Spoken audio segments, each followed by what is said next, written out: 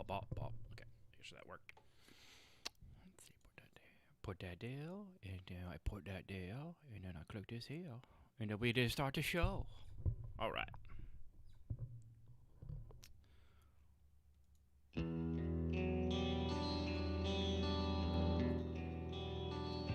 Hi, I'm Ashen Phoenix. You might know me from such podcasts as Crashed While Loading and the highly underrated Halflings Aren't People. I'm here today with an exciting new announcement that I'm excited to have and announce.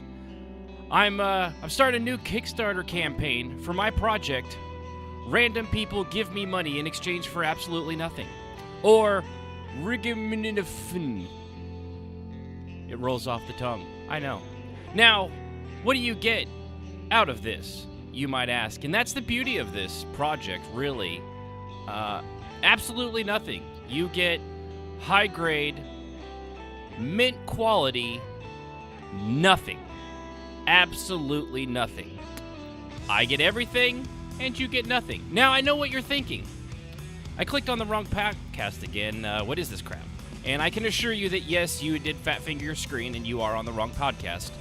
And for the rest of you, it's probably more along the lines of, but why would I give you money for nothing? And to that I respond with you, my honesty. My pure, unadulterated honesty. Oh, sure, I could have pretended to create some stupid board game, or, as a random example that's not going to come up today in the show, an MMO that's not possible to build. It just shows a bunch of store-bought assets that anybody can do to exploit young, stupid kids that have no idea any of that stuff. The naive. Also, the part where I don't like being sued for lying and have to give everything back is the other reason. But really, it's my honesty that you're paying for. And that's why I know you'll support me. So, thank you. And remember, look it up. Kickstarter, random people getting me money in exchange for absolutely nothing. And just look it under let's see, I think the tagline is, don't be an idiot on Kickstarter today. And thank you for your support. It means a lot to me. By the way, don't actually do that. That's a joke commercial. Don't go looking for that. All right, now I'll start the show.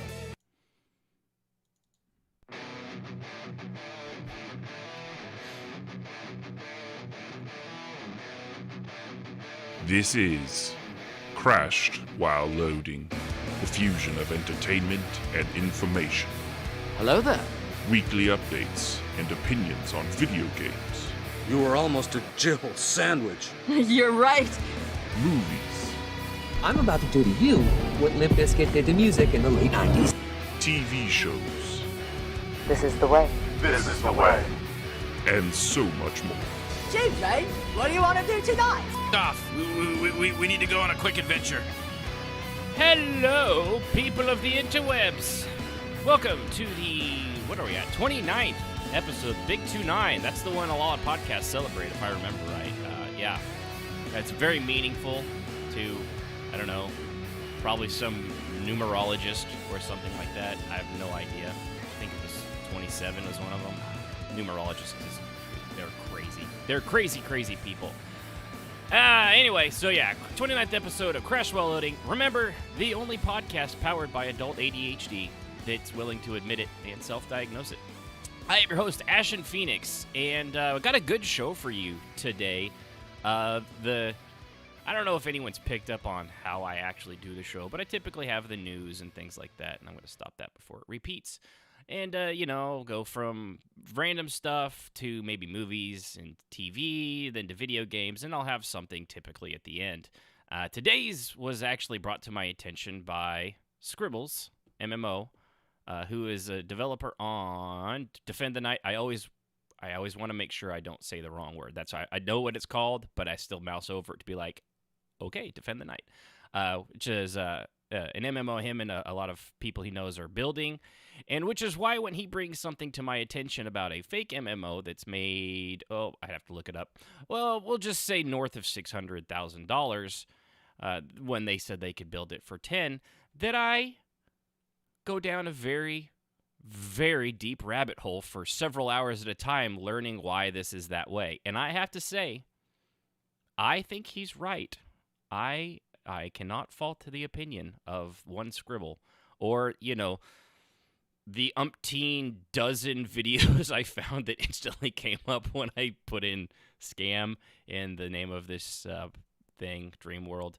Yeah, so it was an interesting thing. I learned a lot, and I'm going to pass that learning and those savings on to you. It is unfortunate, but these things happen. But before we get to that, I've got some news, which is not, in fact, the fact that I'm asking for money on Kickstarter. Although, while I was writing that, I thought, there's probably enough people that they made, what's that stupid kid's name? Kylie Jenner, a billionaire just through donations. Or was it a millionaire? I don't remember. One of the illions. And so if people are that stupid, then I'm sure some dumb random person probably has actually been like, and here's my Kickstarter campaign. In return, you give me money and I give you nothing. So I would not be surprised, but I didn't care enough to actually look it up.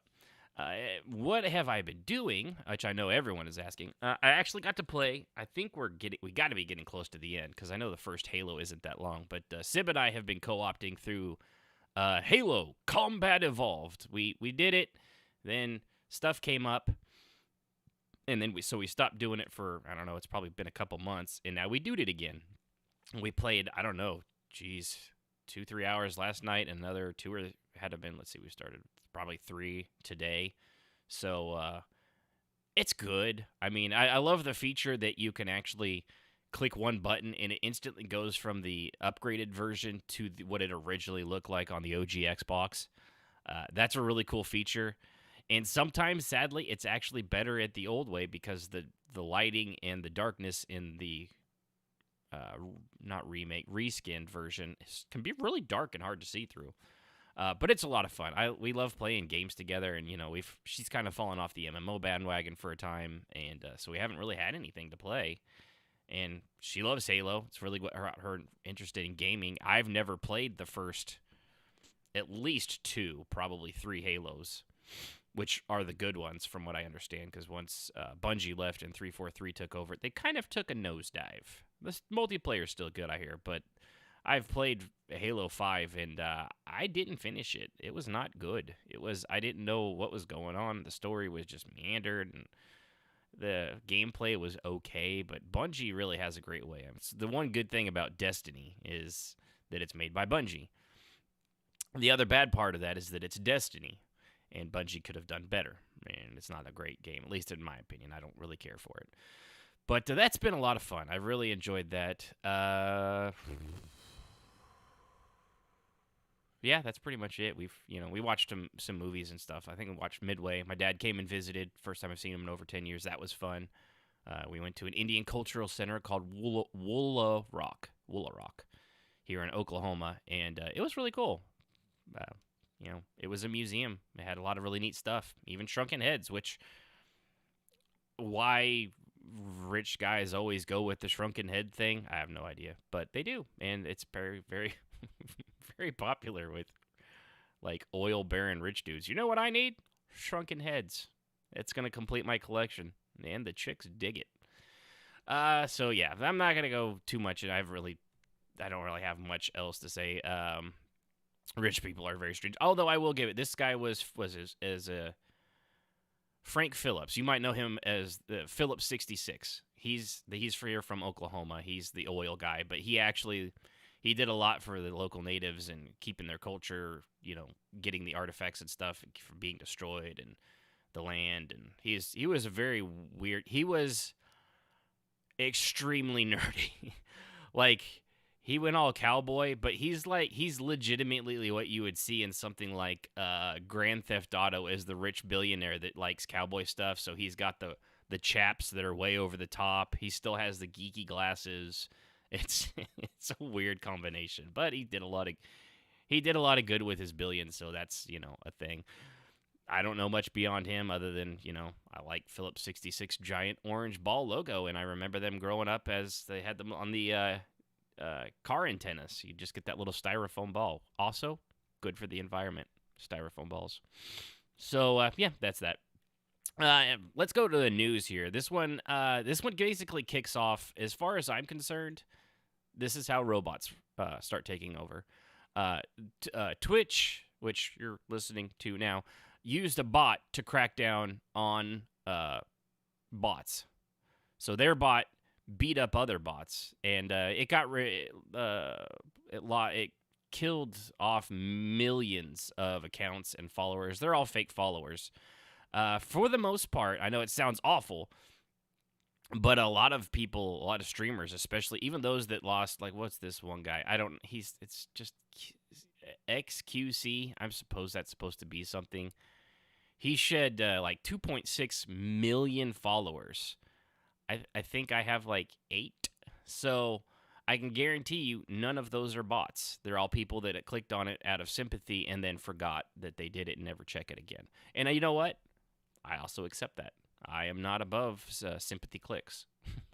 But no, the reason is because they lost, they lost another one, was a mere 5.5 million and things like that. But the reason they're happy for this is now they have more accurate numbers. And you can't even actually be like, well, they're only popular because they did this. But it turns out, and I don't know why people would do this. When somebody likes a streamer, sometimes like the listeners will actually pay these bot companies to add view counts to the streamer so that it bolsters their numbers and inflates them and stuff like that, unbeknownst to even the streamer. It seems like a weird, flex, but he's Canadian? No wonder I've never heard of him. It's just still a bunch of letters. I don't know. It looks like somebody tried to do an emoji with characters and screwed it up. But no, so that's a good thing. I'm glad they're actually following and cracking down on that stuff. I think those companies that do that are just, it's sad. I'm not going to go deep into it. I really don't have that big of an opinion on it other than it's just kind of dumb. But I'm glad they're finally doing something about that. He recently got, according to Ericus, banned from NoPixel GTA RP server again. That is a lot of things I don't understand. No, I'm kidding. I don't know what the NoPixel GTRP server is, but I know what GTA RP server are, and I don't know. I know that's a thing that people do. I've seen videos where people actually like talk and role play out in these things like Roblox and Minecraft and stuff like that, and that's cool. I'm all for anything that powers people's imaginations. But I'm old and don't like it. So it's dumb. You have to type it out the way God intended. You don't use your voice. A lot of people, I don't even want to hear most people in person's voice. Like some of the COVID restrictions are being lifted. Like I know over in Europe, they went from 6 to a 3 foot distance. And honestly, it's completely unrelated to COVID. I'm fine with the 6 foot thing. I don't want anybody that close to me, ever. In lines at the movie theater when it's back, sitting next to me, especially at the movie theater when it's back, I'm perfectly willing to just have a 6 foot force field around me and keep everybody that I don't like or know away from me at all times, especially customers when I'm doing my job. They only get in the way and they're very inconvenient. Very inconvenient. So yeah, that's a cool thing. Glad, Twitch is doing its dealio. Let's see here. And in other news, Fortnite. I know I talk about this all the time. I know. If I've talked about Fortnite once, I've probably talked about it, usually complaining about how kids like it. But this one's for adults. Apparently, according to... I lost the thing. It's a company out of the UK that... I can't find that. I wanted to give them credit for it, but... that must have been another article that actually named the company. It's Divorce Online. So you think I would have remembered that. And also the fact that I legitimately know that you actually can get divorced online. Well, I've done it. I got divorced in less than 29 days when I found someone was having an affair. And it went surprisingly smooth so long as you don't have several things. Kids are kids, and then it can go very smoothly. It makes it a lot easier when you don't have to divide. I can't tell you how long it takes to divide a kid up into sections so that you can each take what, the parts that you're wanting. It's It's ridiculous. But anyway, so this Divorce Online is over in the UK. It's a divorce resource. They found that so let's think this was in, you think I'd be better prepared, but then you'd be listening to a better podcast. In 2018, they had over 200 filings that were specifically Fortnite and gamer addiction. Now, Fortnite had to have come out on top of that pretty big for them to actually put that one in there. The gaming addiction one, I believe it or not, I actually have known a couple that got divorced because of gaming addiction, and which was weird because they were both addicted to a game.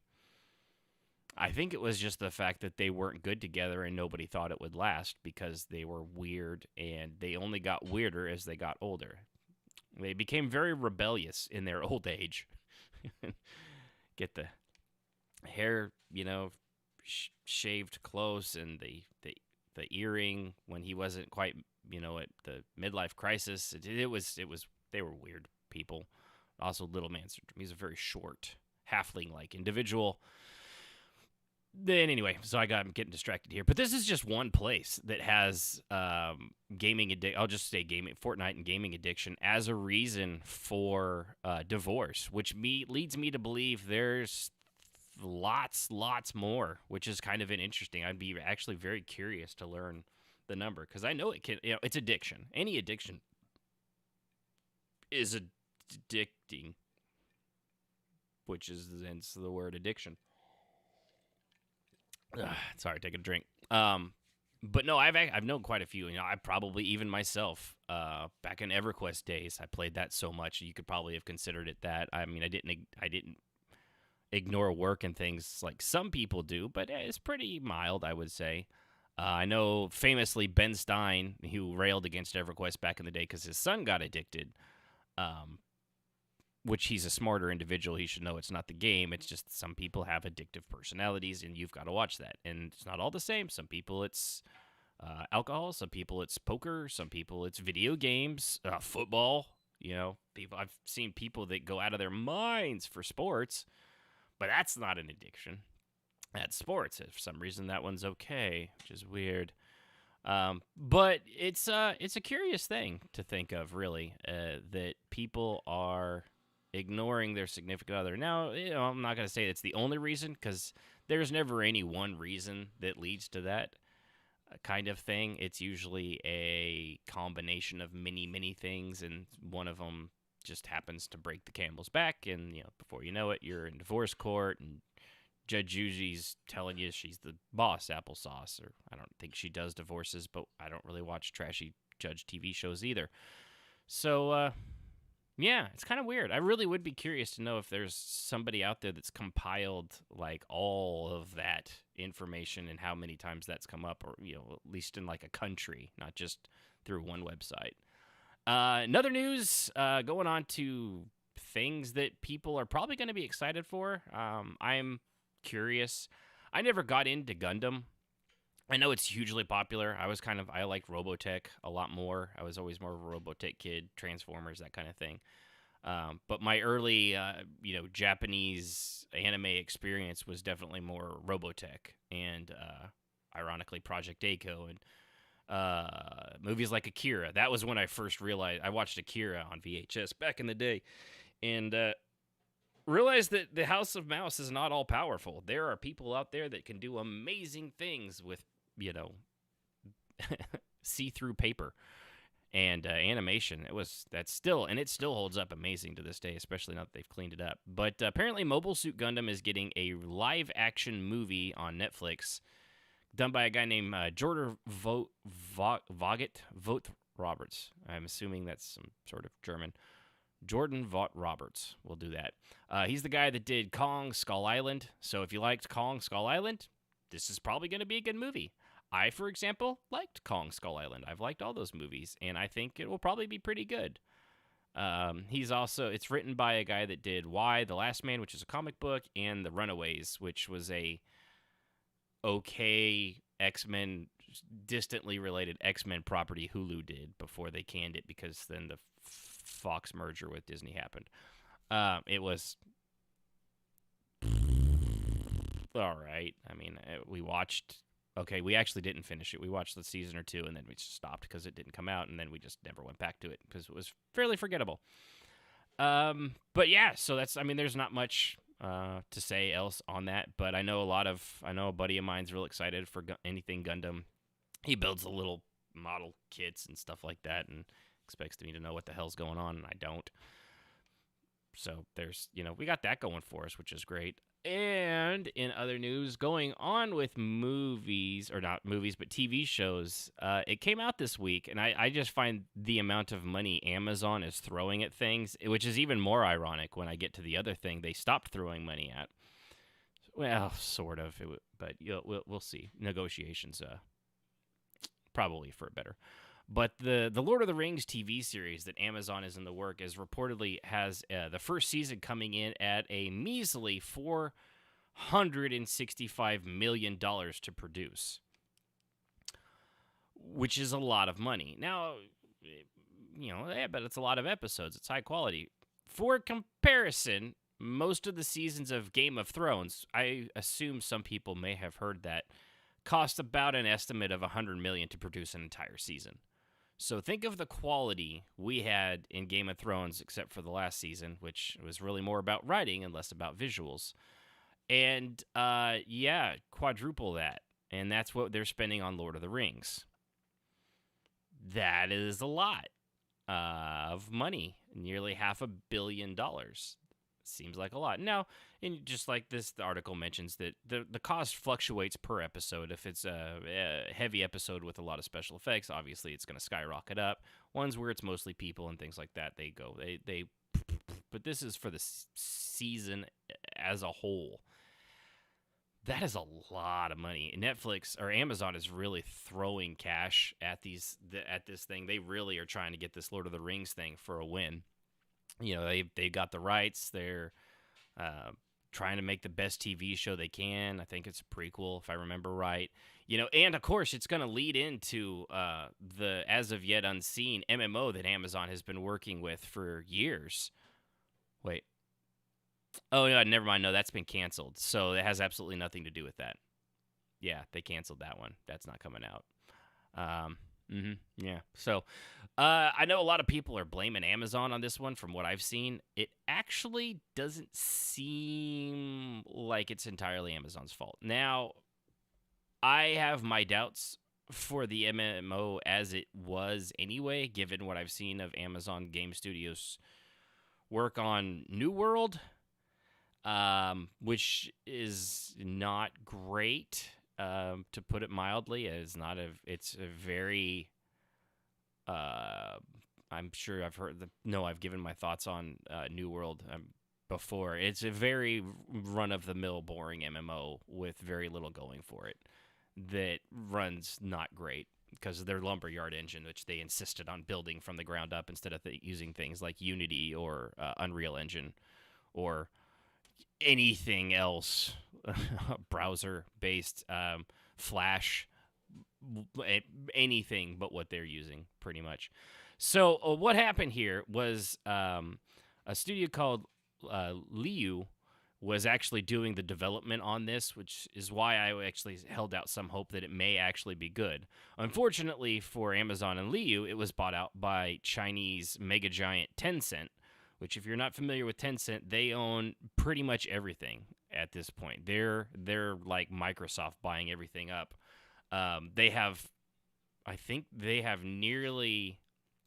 They're really close to having, full control of a lot of companies because just buying out stocks and things like that.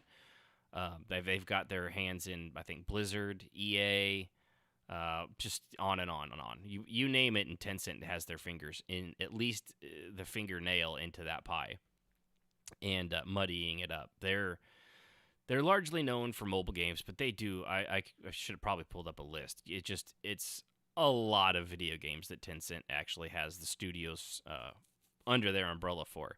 So when Tencent took over this, it required a new negotiations to be done, and they fell apart. They could not come to an agreement between Amazon and Tencent.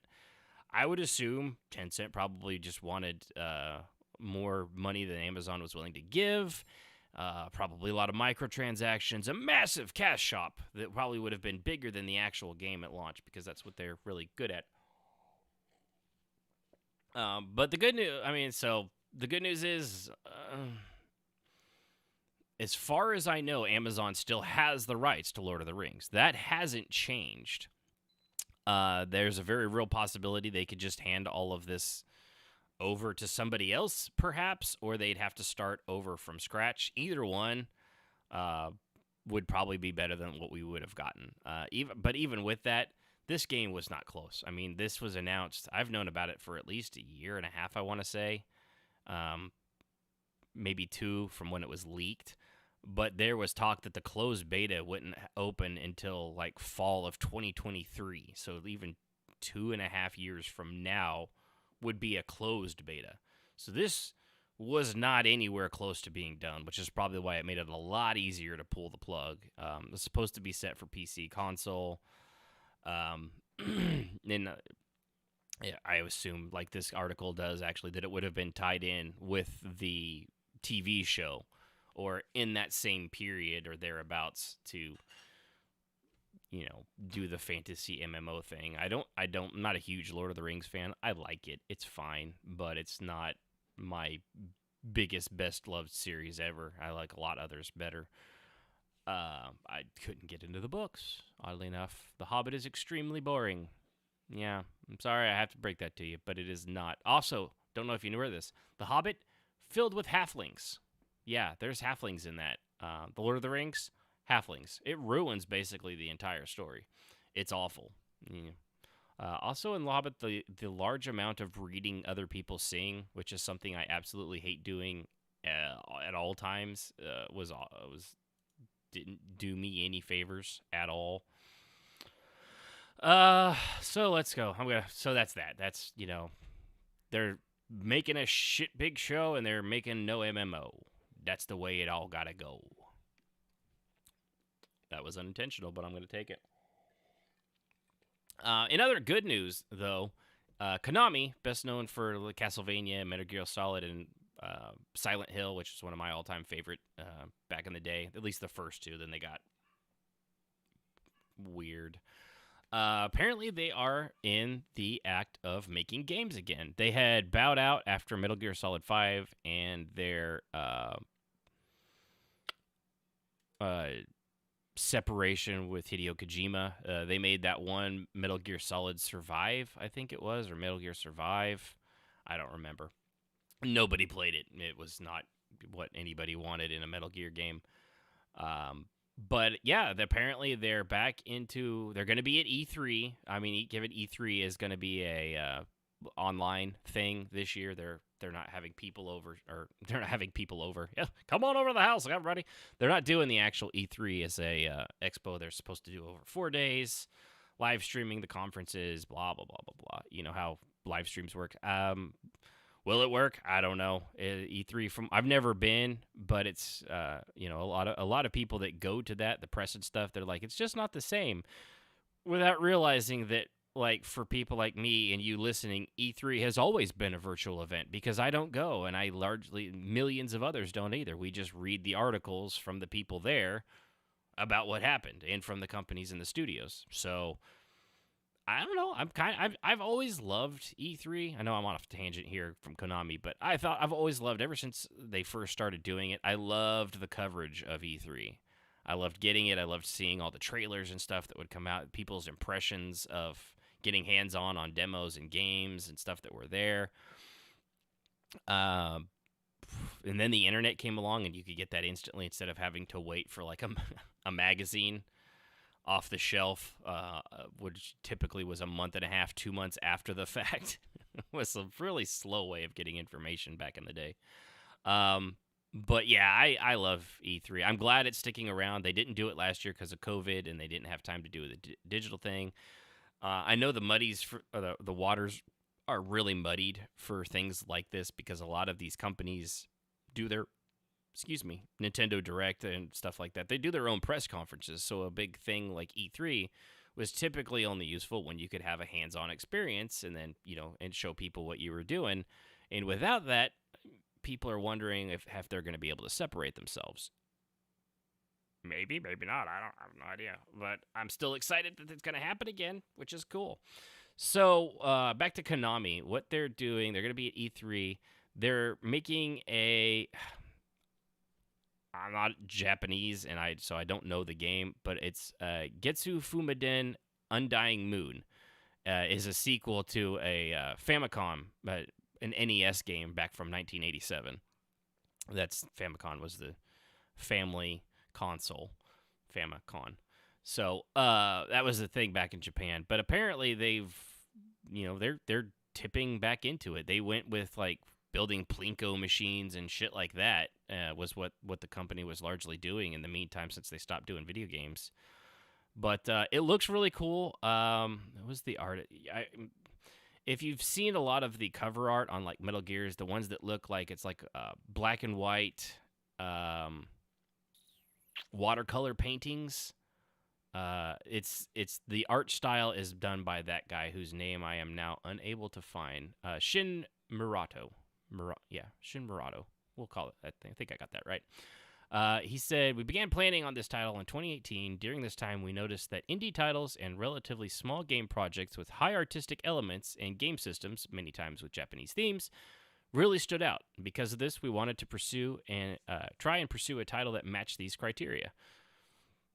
I mean, he's not wrong. Look at all the indie games, Braid and Inside, Hades recently. What's that one? Spelunky, Hollow Knight.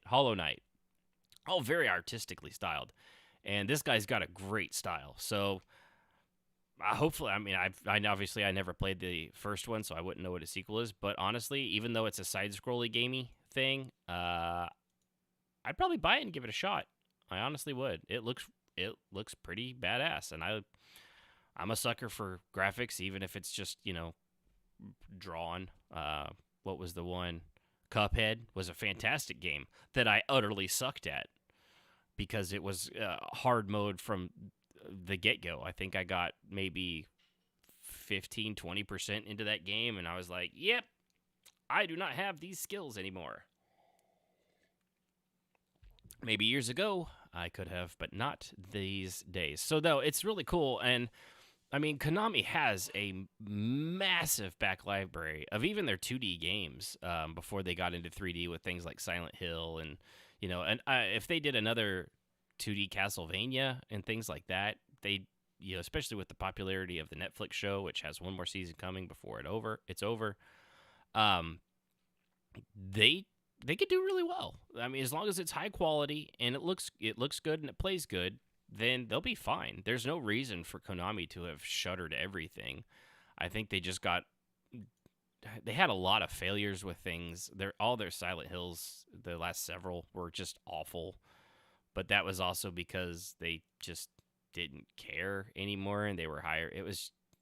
You can tell when there's somebody's not excited for a project and when they're just doing what they're doing because that's what they've always done. And maybe they did need to take that time off and take a break and reassess. It happens to everybody, both in life and in games and gaming companies. So hopefully they come back. I'm really excited. I think I'd love to see Konami-based games. I'd love to see that Konami logo flash up on my screen again without playing something that was made, umpteen years ago. So, and other news now. This one's kind of ugly. It's the only reason I'm covering it. Is it big blowout news? No, but I found it interesting, which is, we've had a lot of slow news weeks, so basically you're just listening to stuff I find mildly interesting.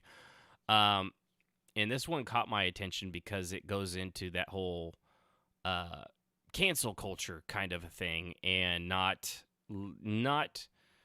getting all the facts before you make snap decisions, and moreover, believing everything you read on the internet as if it is the, biblical truth and everything in the universe. So the title for this is How a Reckless Lie Caused Huge Internet Drama for Path of Exile developer. For those of you that don't know, Path of Exile is a game. If I remember right, it's a MMO. Yeah. Duh, I knew that. And it's not one I care for. It's not that great. It's not. I mean, it's fine. It's a thing. It's just not my speed. But apparently there was a Redditor named Poe Legal Throwaway 00. We'll just call him Poe, because I'm not saying that every damn time I have to say his friggin' name. Oh yeah, I forgot about that. Let's see here. But so what he did is he went on Reddit and said here, I can't use one hand and some fingers on the other are after an industrial accident, and blah blah blah. And funny enough, this is now deleted. I physically can't press 4 keys every few seconds, so I use a macro to automatically does it. In Path of Exile, Ericus. He was asking me to repeat the name. Oh, repeat his name? Yeah, no. Go fuck yourself. That's his name.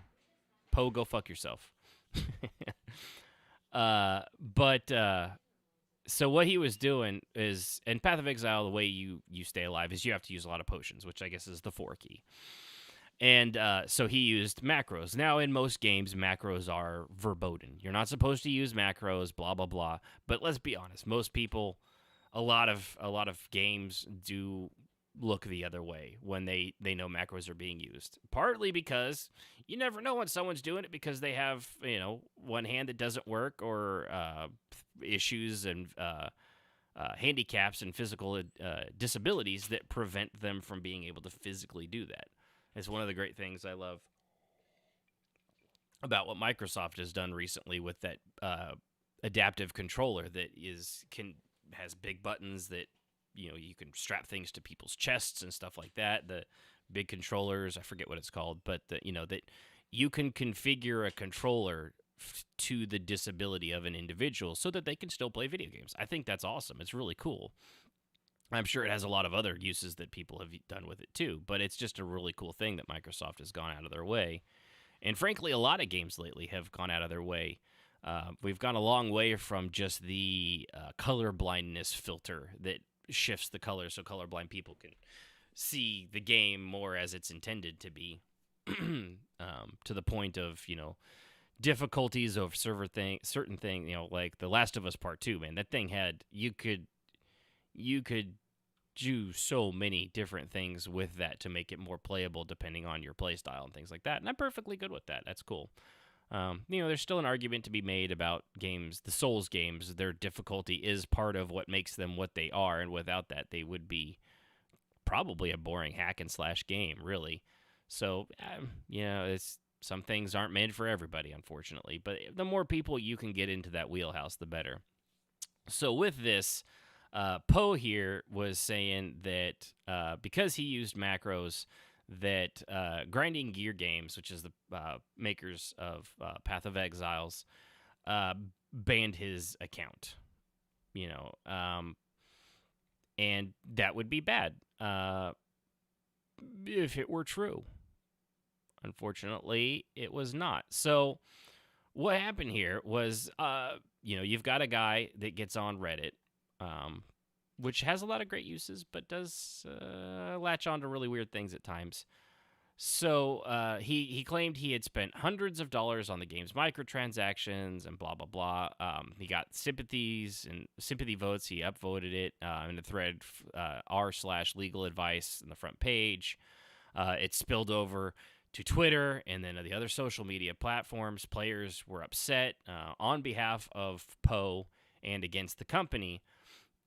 And this, unjustly, supposedly they say the automated system banned it. It got a little weird, though, when Grinding Gear Games, heard about this finally, and they looked into it. And we're curious about what happened here, because banning for this is not in line with our internal policies, and we can't find any evidence of it occurring. So they tried to find anybody that was banned for this kind of thing. And the fact that he flat out says, yeah, it's against our TOS to use macros, but our internal policy is we don't give a crap because, typically you can't break the game with it. I kind of like the honesty in that. We all understand that because EverQuest, Elder Scrolls Online, a lot of those online games, they don't care. Final Fantasy 14 gets a little pissed off at times. They get weird.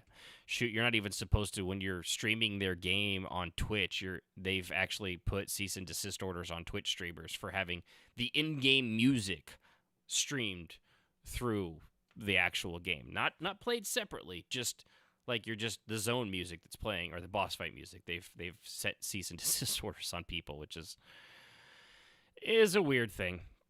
But so they tried to look it up. They were trying to go into it, and then Poe went on there and said he made the whole thing up.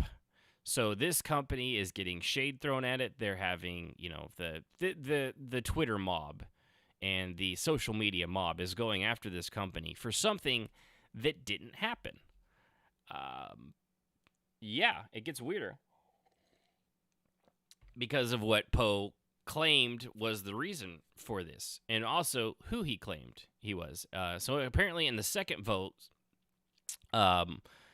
which was soon deleted along with the original legal advice thread, so he realized that this was all blowing out of proportion, and claimed that he was a educator who was teaching the class about, quote, how easy it is to manipulate public opinion and discourse through social media. Now, if that's true, he is correct. But at the same time, when you try to do these social experiments, you don't do it at the cost of an actual company and employees and people that are trying to make a living. Also, it seems very strange that as a professor, if this was his trying to prove it, he had to know an awful lot about this game to be able to come up and concoct this story of him being a disabled gamer, knowing that he can only use one hand and not all the fingers, how he has to be able to reach for the 4 button. He knows the game, clearly. So was it just somebody that was out to get, maybe they were banned, but for some other reason. Maybe they were botting or something like that. Who knows? I'm only conjecturing here. Very sus, Ericus. So, he could have any number of reasons why somebody has a chip on their shoulder, and people will go out of their way to make sure that chip transfers to other people's shoulders, and then everybody has pointy shoulders, and it's awful when you're in a mosh pit because you're stabbing each other in the neck and everybody dies. It's horrible. Don't let that happen. So that's why you shouldn't have a chip on your shoulder. The end. Wow. You know what's coming. Don't nobody understand the words that are coming out of your mouth, man. Yeah, thank you. So anyway, yeah, he admitted that he was some professor, did all this, and then was this the same guy? Yeah, Wilson. He said the CEO of the company said, honestly, I feel sick about all this. It's undermining the legitimacy of real issues and the Twitter thread causing us some pretty bad PR damage. Yeah, so they've taken a hit. Now, even though this has come out as not true, not everybody does follow-ups on these things. So they're not going to know. In their minds, the people at Path of Exiles are assholes, and they're just banning handicapped people willy-nilly because they hate the handicapped. Those chair-wheeling sons of bitches. You know what? Maybe if you could clap, you wouldn't be in this position. Am I right? That's probably what they're thinking. So, apparently, let's see, somebody else here said, pretending to be a disabled gamer to harass a company is the lowest of low. Correct. People are already skeptical of people claiming to be disabled. So congratulations, Troll, you did it. You made the world a harder place for legitimately disabled people to get attention from devs. Also true. That's the amount of damage something like this does is it snowballs. Now, personally, I hope this company tries to find who this individual was, regardless if they're a professor or not, and goes after them legally, because there is definitely going to be a monetary number attached to this. Even if they don't go after them for money, just putting it out there that they found who it was and why they did it, and make them apologize publicly for it, even that would be enough. It'd be something. You got to show people that you can't get away with this stuff, even on the internet. Oh, it's so safe, it's so secure, and I can do whatever I want. You don't know me. It's my hot body. I'll do what I want, kind of thing. You can't let this stuff stand. This company was damaged. The game now is damaged in a lot of ways. Yeah, Microsoft's adaptive. They actually mentioned in the article, Microsoft's adaptive controller, which is like just an awesome thing. So yeah, it's not good, and I don't know why people do stuff like that. So moving on to last but not least. Now, I'm not an expert on these things, so I went down the rabbit hole. I retained as much as I could of this thing with the Dreamworld Kickstarter. Speaking of throwing shade at people, but at least I can actually back this up. And I can do it without claiming to be a disabled gamer, at least physically. Mentally, you may have some sort of an argument, but that is the kind of mean, actually, that you would say that about me, and I frankly take some of... No, I don't take offense. I don't really care. So there's this thing on Kickstarter. It is now up to, I said 600 something thousand. I meant $64,708. They wanted $10,000 to build an MMO. $10,000 to build an MMO, RPG, like World of Warcraft, but better. Or EverQuest, but better. Or Elder Scrolls, but better. In fact, their tagline is Dreamworld, the last MMO you'll ever play.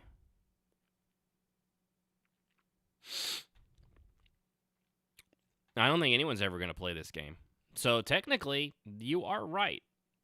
It would be the last MMO you played because you're never going to play it. So you're just going to keep playing MMOs. So...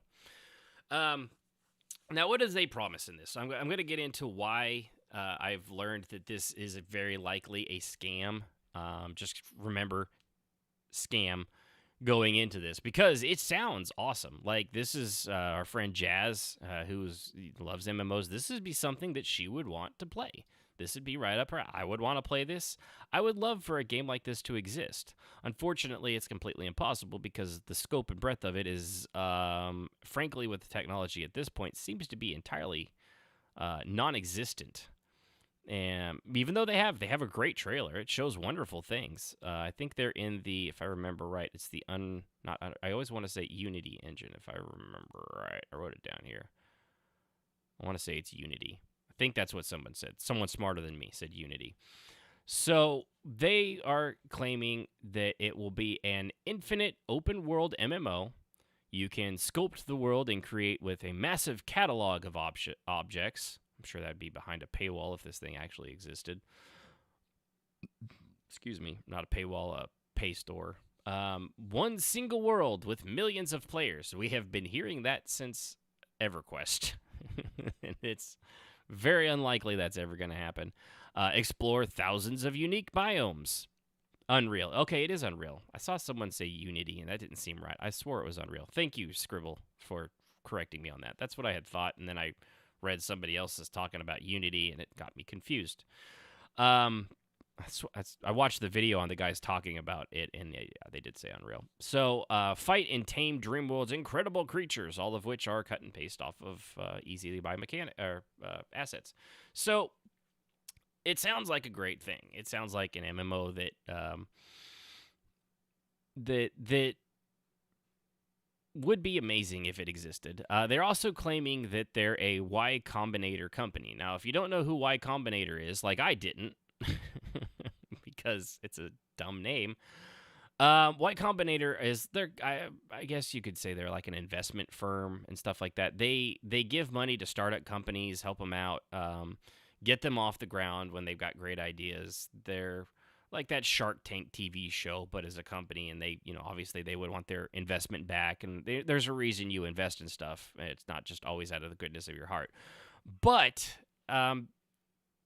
claim, you can't even, I've seen people like, Y Combinator should do something about this. This is one bad company out of a lot. Like I just the thing they have here. So this company has invested and helped start up a few things you might recognize. Twitch. Told you might recognize it. DoorDash, Airbnb. I'm just looking through the list here real quick of other ones. A lot that are real popular. Weebly, which I've heard of for some reason. I don't know why. And I don't think Weebly is actually what you think of, which is a bunch of weeby people watching anime all day. But that would have been a great name for something like that. Now that I think about it, so they've done a lot of, and just on like thousands of startup companies. According to this, 3,000 startup companies. So literally thousands. So they've got a vast experience in just kind of throwing money at these startup companies. So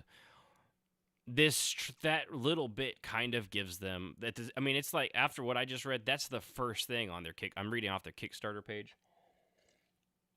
That is one of the first things they throw out there, is that they're about Y Combinator and blah blah blah, and that they've done all that, and that they know MMOs can't be built for $10,000, but we've secured the majority of our funding from some of the best investors in Silicon Valley. Bullshit. Sorry. I got bullshit stuck in my throat. And we know that you'll be able to deliver our alpha beyond with the money we already have. So we're here to kickstart building. Here on Kickstarter, building community. We want to grow our player base and offer fun in-game items as an introduction. I can't read tonight. To Dreamworld's closed alpha, blah, blah, blah, blah. So they just blow smoke up your ass this whole time. Now, they have a video. They have one of some guy playing these assets called Skiazos. Skyazos. I don't know. He's a Twitch streamer, and I'm gonna throw shade at this guy. You know, a lot of people, he may not have known. If I had seen this trailer, which I think I did, and I thought, well, that just seems weird. That doesn't seem. Listening to what they claimed, it seemed impossible. It wasn't until Scribbles pointed out things like he says here in the chat that they're using the stock Unreal figure in the demo showcase.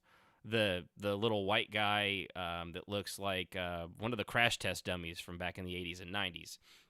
That's just the stock dummy. Now, they claimed on the video I watched that they just thought it was a cute, fun wink and a nod to the guy that created that stock dummy, not because they are too dumb to make their own. Speaking of going off with Scribble, like his Defend the Night. There's a lot of assets in that thing. They've done their own videos and things like that. They're making that stuff, and it takes time. It takes a lot of time. I watched a video of another guy that they've talked with, Renfail, and I forget the other guy that was doing all that stuff with them, just the architecture in the background. I mean, the amount of things that go into an MMO or a video game is miraculous that a video game is ever made outside of 1987. It's seriously a lot of work and a lot of thought and a lot of time and effort. And you have to do it, one, if you're being paid a lot of money, and two, if you're really passionate about it. And three, if you're both of those things, you tend to get a really good game. It kind of works out that way. So, yes, the reason this is largely bullshit, I was going to see what else they had here. Like I said, I watched a lot of videos on this. So, when they went through their trailer, they have little things like one of the first scenes is showing the world, which honestly, if it was playing an MMO, I would not be thrilled with. It's made with voxels, a lot like EverQuest Next was, which means the environment is destructible. You can cave in the ground, you can dig into the ground, blah blah blah blah blah. Yeah, that's what Minecraft does, but not as blocky. The very first scene shows their little crash test dummy flying into the ground and making a giant crater like a superhero or Iron Man. Turns out that's just an asset. It's a thing that you can just buy off the Unreal asset store that just does that. It's pre-done. It's not something they made. They just literally bought it. And I'm going to be bashing on that a lot. But don't get me wrong. A lot of these companies actually do buy some assets. They modify them. They make them their own. They can make some of them interact. But that's not how you typically build a game. You can use that. A lot of times it seems like the developers use that as well, here's what we're after. This at least is kind of done, and then they tweak it, modify it if they need it at all. Or they'll use that, and then they'll make their own that runs better for what they're doing in their systems. Because, like I said, video games are all about one system bouncing off another. Just think of it like a ball pit, and a kid jumps into it. It's insane. It's just the number of things that can go wrong, and that's why you get games that crash and balls that spill out of the pit, because the fat kid jumped in all on one end, and that fat kid was me as a grown adult. That's what happened. That's why it crashed. So that right there was one of them. Let's see here. What else did I have? There's so many. The animations that they use, for example, even the cutting down of the tree and the rock animations are just basically the chopping animations that are also bought as an asset off of there, and it's just what you do for swinging a sword. They just threw an axe inside the guy's hands. They scan over showing all the playable people that you can have. Every single one of those is exactly as they are, bought off the store. The building features was showing the individual housing wood blocks snapping into place. That's an asset that you can just buy directly off the store. The best looking one, which is Pirate Cove, and it's got this unique fly-through. And one video guy I was watching, he knows this stuff better than I do. I'm not taking credit for anything I've learned. I did the work in learning about it, but I don't know how it all works. So do take what I say with some of a grain of salt, but I did look into it at least. But he noticed over there was like, I think it was like press E to start the demo.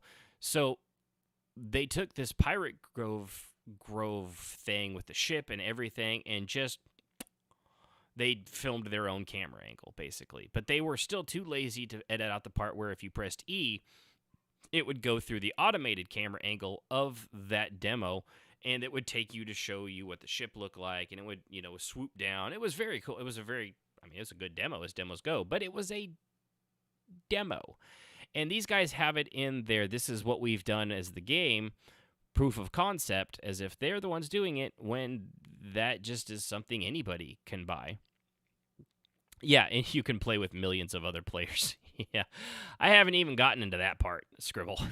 There is also one thing that they were saying that I know is got to be impossible because it doesn't even work on, like, let's see, we'll go with a 12-player multiplayer thing.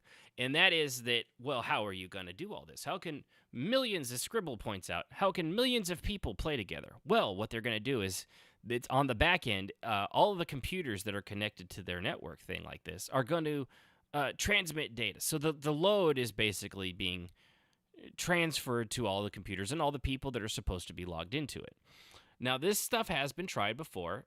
I don't know if anybody has ever actually done a game where, like, instead of the server side, like a lot of Call of Duties are, that everything runs off of somebody's, like, there's a host. You remember back in the day when someone would host a thing? That doesn't work well. Things like the internet connection in the area. There's so many factors of why that never works. And the fact of what they're claiming that you could have all these assets and things like that people are going to be able to create their own stuff. Like, what was that thing? It's on PlayStation. I think it's actually called Dreams, which is ironic that this is called Dream World, where people are able to. They've basically made a engine on that console, and you can create games and stuff like that. And some people have done really amazing things with that. But at the same time, you can't create an MMO based off of that. These things don't work. The central server thing is, maybe one day, yes. But at the same time, companies that have spent hundreds of millions, not 10,000 plus, whatever their Silicon Valley bullshit buddies are claiming to have popped in. But hundreds of millions and hundreds of employees. So far as I know, it's these two main guys, and I think some people saying as many as a dozen total, counting them, working on this MMO on a scale like that. When Blizzard and Sony, any of the Chinese MMO maker companies, you think if a Chinese company was able to do this, they would not be doing that and just racking in the money and IP addresses of everything they possibly could? Of course they would. Any company that was actually capable of doing this with nearly unlimited Epic Games, if they were capable of doing this, they absolutely would be doing this. The reason they're not is because so far as technology exists now, nobody's capable of doing that. It's just, there's no way to do that. There's networks and things like that at your computer and office, things like that. And how often does that last so great? And there's only a few hundred people attached to those, maybe a few thousand if you're a big company on your intranet. And this isn't even that. This is supposedly talking to computers and stuff like that, which anybody that has done a Zoom call, let's go with Zoom as an example. How great is everybody's quality on a Zoom call? And that's the bare minimum. That's just, it's video and audio. It's not sending all the stuff through the back end. Yes, they're bigger files, but it's fairly simplistic to throw all those, except for the part where it's actually not. And there's a reason Zoom came out of nowhere and did it better than a lot of the others, or why Discord here has done so well. I mean, they added those features in later, and at first, they sucked. They were not good. Their video conferencing stuff was terrible. It's better now, but even that, it relies on the internet connection. So, but yeah, there was a part where the crash test dummy was walking through snow, and it was deforming around them, as you do when you walk through a lot of snow. That's voxels and another pre-rendered asset. Let's see. And from what I'm not an expert. Others might know this better. What I understand is all these assets separately on the store, they all work individually, and they work pretty good because that's, you're buying a product from Unreal. And like I said, a lot of people buy these things to learn how to create something similar and see how it's done, to do all these different kinds of things. And everybody can buy them, and it's fine. That's how a lot of people learn. But apparently from those in the know that do these kinds of things, that smashing all these assets together takes actual work. There's real coding involved in things like that. And even then, a lot of them are, one might be it's incompatible with another, which is where you would have to code, and it's a lot of work. I should also probably mention these guys are not actual game designers. I think they've done one game that was basically like a stick figure running on a stick figure ground that looked like it was the, I can't remember that style of video game. The old Star Wars game, Vector, that looked like Vector graphics. I knew I'd remember if I mentioned the Star Wars game. Such a great game. Had the little controller. As a kid, I did not realize that the stupid little things on the side were the X-Wing foils and the guns pointing out there, because I had a very limited understanding of video games at the time. But yeah, so all of this stuff basically is just a giant scam. And the egregious stuff on it is they hit their goal within 9 hours. Which, would be great for anything else if it wasn't, a giant scam. There's a video of one of the guys when they hit that 9 hour mark. Was it updates? Yeah, they've only had 3 updates in the month, and every single one of them is last 2 days. This was on the 8th. Wow, they haven't updated anything, probably since people started making videos on why their game is a giant scam. Last 2 days, 640% funded, blah, blah, blah, blah, blah, blah, blah. And let's see, 550%. And then there's a video that the guy puts up of him walking on a trail and thanking everybody, for believing in them. And that, while the money is not really the most important thing, it's really the social aspects. And, if there's one thing people really can do for him, it's share. Share the game with others. Spread the love. Spread the word. Spread the money. Spread the cash. Give it all. Give it all. Now, it's kind of egregious, because let's see. I'm going to see if I can play a bit of it here. Hey, everyone! Wow! Yeah. You successfully funded Dreamworld in 9 hours. That was incredible, and we're... See, now, as somebody that does fake stuff like that just for this stupid show... Wow!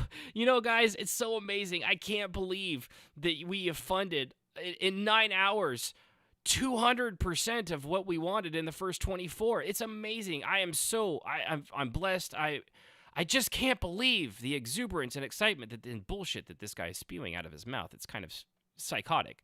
So almost already at 200% funded. That's insane. Yeah, Thank it would you be. So much for all of your backing, all of your pledging, and what I want you to hear support. Here. We've got hundreds of you coming in from Kickstarter to the Discord is how right now as he well, sounds. and commenting and asking questions. I don't know if it's true. And offering. I don't know. I'm not words saying of he's love not and sincere. wisdom. thank Could be a you lunatic. so much. I and Garrison and Dreamworld, we're so appreciative, and thank you. Yeah, I'm skipping ahead here. We are so excited. He I'm so repeats excited himself a to lot. start working with you guys. Happy biomes that you want to get on. If you've got any, I Here's think what I he's- said something about a flesh and terror biome. I'm so one. Okay, so here's the thing. So either he's a psychotic lunatic and knows that he's ripping people off and he's just going along with it, or they're delusional and they actually believe the bullshit they're spewing. I'm not going to judge a person based off of what I see from them on the internet. I can just judge them based off of what I understand at this point and know. And there's no way that this is ever going to work. Not what they're saying. These biomes they're saying are going to be, people can create. One of them shows like Candyland, basically with little fat unicorns jumping around. Let's see what else he has to say here at the end, if I remember right. I'd have to add some new rewards. So if you guys have any ideas, please shout and Yeah, add new rewards so you reach can out keep via giving the us money because Discord we're or funded directly faster than we to thought the we would comments be. here. I can't wait to hear from you, and thank you again. This is incredible. You're making the dream come true. Yeah, except of course it's not. It is incredible that unfortunately people didn't know that. This is akin to me. It's like when somebody calls up and scams a 90-year-old lady. Scamming kids is also not good. A lot of adults, they're not going to fall for this. A lot of kids, they don't know better, and even a little bit of money towards things like this. They've got a thing for $1.29. Get you exclusive alpha access, early bird special, and $9.99, $129, $2.99, $1,990. Why are they going with the 99 thing? I know that like in grocery stores they do 99 cents or $1.99 because it makes people supposedly not read $2 or $1 when that's actually what it is. Let's see, they go up to there's a $59 for a home to be a homeowner, so that goes up to a $2,000 buy-in, which is great. It's fantastic. But the sincerity and the way he sounds, it sounds really forced to me. But actually, a lot of these kind of videos and companies kind of sound that way. So I don't know. Maybe he really is. They really do believe they can do this. They just, I don't understand how. And I going to, of course, where you would always go for these kind of things, the Reddit thread about this. From what I understand here, both guys, like I said, have no experience when it comes to making games. According to their LinkedIn's, the CCO has only ever worked in marketing-based jobs and creative website over 5 years ago. And the other is a CEO who has experience in a software development, but not in video games. The trailer appears to be 3D assets and tools taken from the Unreal Engine store. See, that one said it right. I don't know why the one guy said Unity. Made me look like an idiot. Random guy on the internet. Jeez. Let's see here. Claims that they'll house millions of players in one world, which we just covered. Yeah, basically, here's one. This guy here went actually and questioned the people on the Discord, because if you donate, you get invited to their Discord server. And he found it was mostly young kids who blindly believe the marketing. When questioning one of the people on there about the game, he got banned, which is always a good sign when you're asking somebody about the game. I did not say anything inappropriate. I was just questioning as to why they believed in the game, but they got ultra defensive, and the next thing he knows, he was banned. They also claim to have, that's where I got the 650,000 in funding from investors, but they don't say who the investors are other than Y Combinator, which is their claim. And I guess let's see here. It does have a link to the Y Combinator site. Yeah, so they do back it for Garrison and Zachary. So they've got that, but where all this other money is coming from, nobody knows. Actually here, as of this, oh no, that's interesting. Something changed. What was that? Let's see. It's actually gone down. Yeah, that's curious. So the Reddit thread I'm looking at, the guy posted this on 24 days ago. So this is known. This was, wow, this guy got on the jump quick. And at that time, their Kickstarter goal was at $79,000, or their what they had earned. Okay, that was odd. So that's Aussie money. Maybe that would come out. Okay, that's okay then. I was gonna say it's gone down considerably, but I'm looking at. Let's see, what is that? No, that can't. That's gone down quite a bit still. Interesting. Hold on. Sorry. Let's see.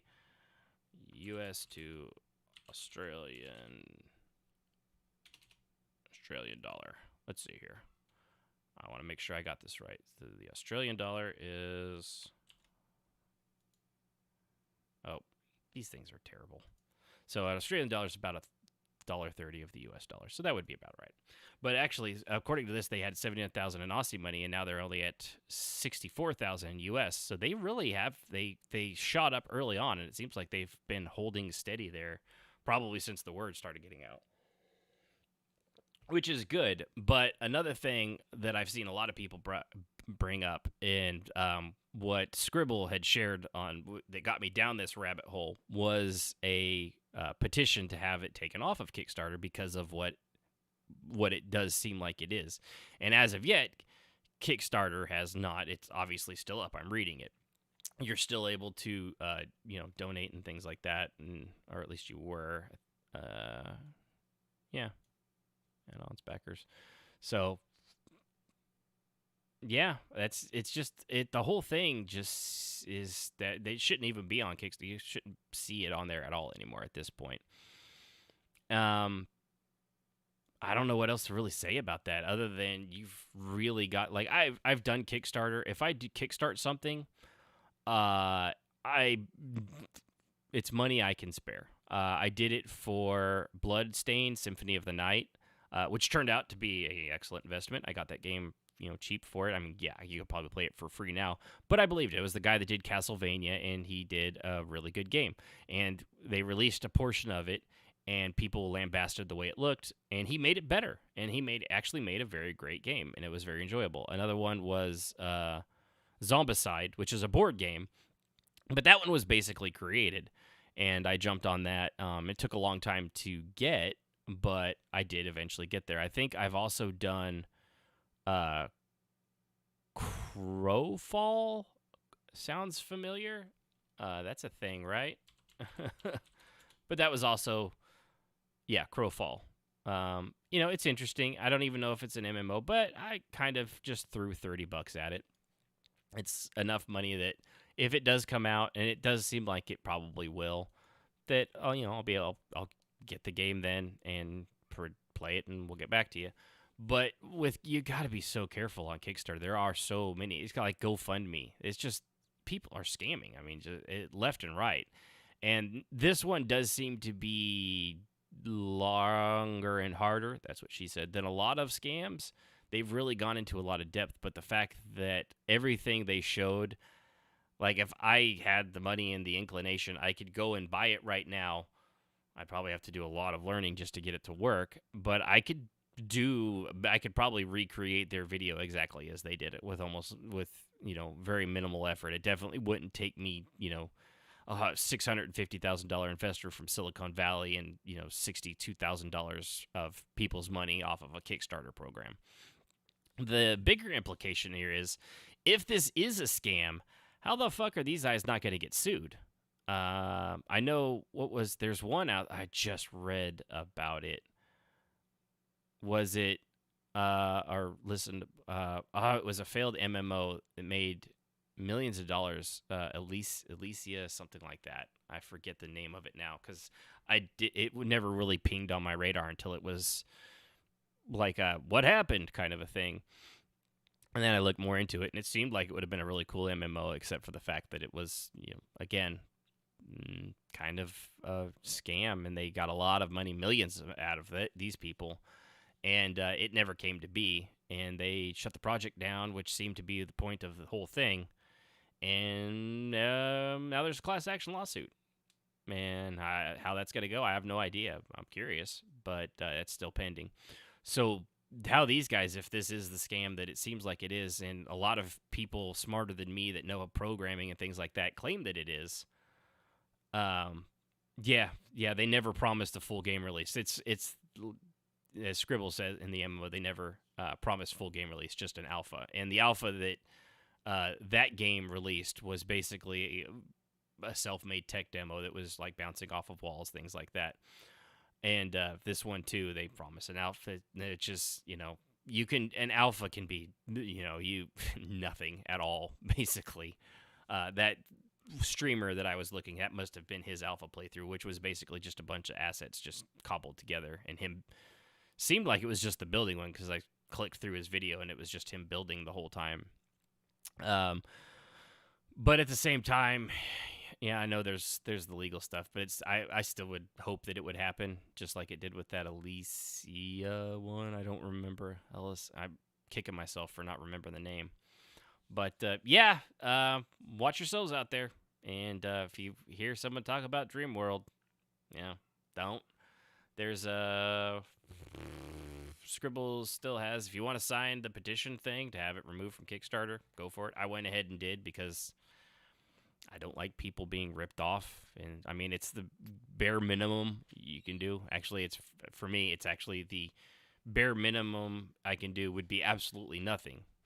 That's the bare minimum I could do, is absolutely nothing. The absolute most I could do is just sign a stupid petition and, see how it goes. I always love it when people use, that's the bare minimum you could do is give $5. Actually, it's not. The bare minimum I could do is absolutely nothing and move on with my day. That is the bare minimum, and often the correct amount of minimums for many things. So that's that with that. Yeah, I don't really have, I'm just going to keep going in circles if I keep talking to myself. So I'm not going to do that. Instead, I'm going to click that button because I've already gone a little over on this one. And here I was worried I wouldn't have enough, as I am always. So, with that, thanks for watching. Thanks for joining. I'll mention that. It's not Scribbles, he just shared it. And when I say it's his, I meant his that he shared. He didn't start it. He's got his own thing going. Yeah. He just shared it and brought it to my attention, which I thought was cool. And I appreciate it. But no, he did not create it. It was someone else. But yeah, all right. So with that, thanks for tuning in. Appreciate it. Remember, I'm Ashton Phoenix. If you want to watch live, if you're listening to this on the podcast, twitch.tv/crashwhiloloading. If you like the show, share it. As the guy from Dreamworld said, the bare minimum you could do is share it. It's actually not true. The bare minimum you could do is just move on with your day and not listen ever again. That's the bare minimum. But it would mean a lot to me if you shared the show with people that you like and like-minded people that like listening to somebody ramble on about video games and movies for an hour and 15 minutes almost every week. That would be awesome. And also click the About button, join the Discord, share stories you want to hear talked about or want to talk about. I like talking in the chat. I do that quite often. And that's pretty much it. That's it. I'm Ashton Phoenix. Thanks for listening. I'll see you next week. Good night. Or good day. Good afternoon, good evening, and good night. Music, as always, is provided by Husky by the Geek. Visit him at youtube.com/Husky by the Geek to hear all his latest in video game covers and original music. Just felt like doing that like an announcer. It just came natural. Night, guys.